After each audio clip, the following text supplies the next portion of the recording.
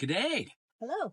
Captain's Update. Well, it's been a little while, and I just want to give you guys a little bit of a background. The Exuma Islands, absolutely breathtaking and gorgeous. So this here video, we're actually going to be spending some time in Cambridge Cay. And I have to say, Cambridge Cay is one of my favorite cays in the Exumas. There was a lot to do. Yeah, like I mean, a lot to do.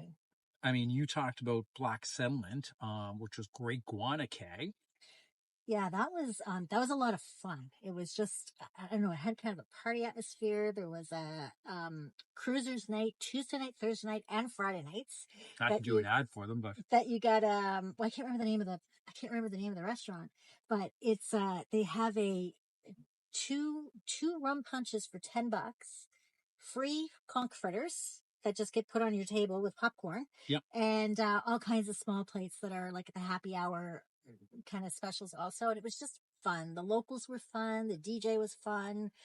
We did a few happy hours there. We did more than one. One was a bit longer than the rest, and but it was good. It was fun. Well, that was because you drank my 2-for-1 punches. You drank the 2 for the one person. But yeah. What can you say? The so Cambridge Cay was great. You know, the other cays that were mentioned was Norman's Cay, another great spot. Wardrick Wells. Oh my gosh, Wardrick Wells. Wardrick Wells is a little piece of heaven. So the only thing bad to say about Wardrick, and it's a good thing or a bad thing, is you really don't have cell service or internet properly in Wardrick. Unless you have Starlink. But we don't have Starlink. Yeah. So, you know, you have to kind of stand on one foot and raise your arm up as high as you can, and you might get a little bit of signal. But other than that, and that's not necessarily a bad thing to not have internet connection. Yeah. Other than that, it is spectacularly beautiful there. It's the water is pristine. It's as clear as a bell. There's all kinds of nurse sharks around there, which are just fun. The nurse sharks are fun to watch. They're not aggressive sharks. I mean, I wouldn't tease one or provoke it, but They're not aggressive sharks. And they turns out too, they really like dog food. Yeah, I was cleaning off the deck, and there was some dog food, and oh my gosh, it was only like a handful. It was on deck, and I threw it in, and they were nowheres, just all of a sudden wham. Just as I was saying, don't throw the dog food over; it's going to attract. And then we looked down, and there they were. Yeah. So so this video, we're gonna basically do a segment on Rachel's bubble bath. Which was really cool. We're there with our boat buddies, Seahab, John and Barb, who actually left, and they went to Eleuthera and then up to the Abacos and onwards. So, and we spent a fair amount of time with them. And of course, our other boat buddy they were with was Kiwi Dream. And they actually went up the same route. So we lost Roger and Margie as well. So anyway, we were going to see a bit of Rachel's Boba Bath, as well as Rocky Dundas, which is a grotto, a cave you wait for basically low tide so you can get in there. And the aquarium. The aquarium. Yeah, so aquarium is on the other side of Cambridge.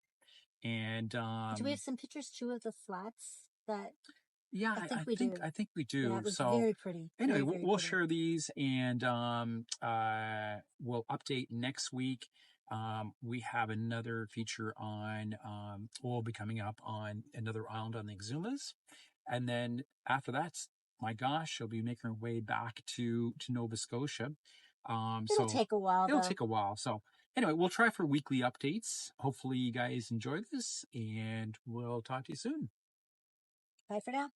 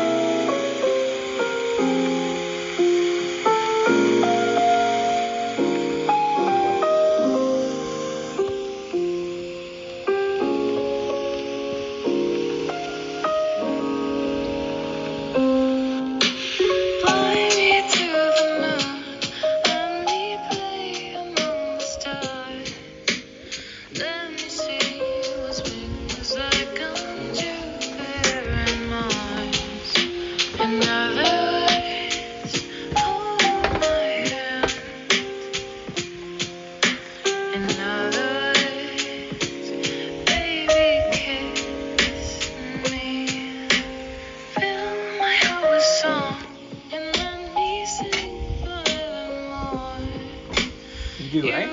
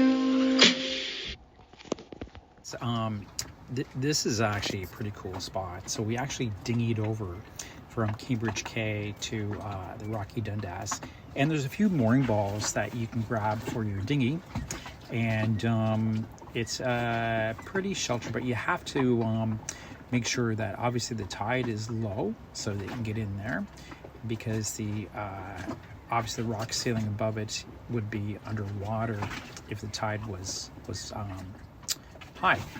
Now, obviously, if you were scuba diving, it wouldn't be an issue because you would be able to get there anytime you want. So again, when you're snorkeling during low tide, it's a beautiful spot. Really opens up once you get inside. We were in Big Majors, and of course they have the Thunderball Grotto there, which was featured in the 1965 James Bond movie. But this actually has a lot of really neat features, and it's the ceiling's open. There's lots of light coming in. It was just a very cool site. And again, if you're staying at Cambridge, which Cambridge does have mooring balls, which is part of the Exumas National Park, but there's lots of spots to anchor there. We just basically anchored, and very safe, good protection from winds from all different direction, and literally to get over to the grotto was probably like a 15-minute dinghy ride. Now granted, we have a fair size motor on our dinghy, which most people do when they're coming down to the Exumas, because it's like your car. Everywhere you're going, you're basically using your dinghy. And, whether it's Georgetown or getting around the Exumas, and here John and Barbara with us from Seahab, and hopefully you enjoy this. Again, this was the Grotto Rocky Dundas, which is basically, like I said, a 15-minute dinghy ride over from Cambridge. And just before this, of course, you saw Rachel's Bubble Bath. Now, Rachel's Bubble Bath, I do have to say that you really want that during winds that are coming from the east, so that they'll be hitting on the rocks and cascading over into the Rachel's Bubble Bath, which makes it pretty spectacular. The day we were there, we were lucky enough that the winds were coming from the Atlantic side.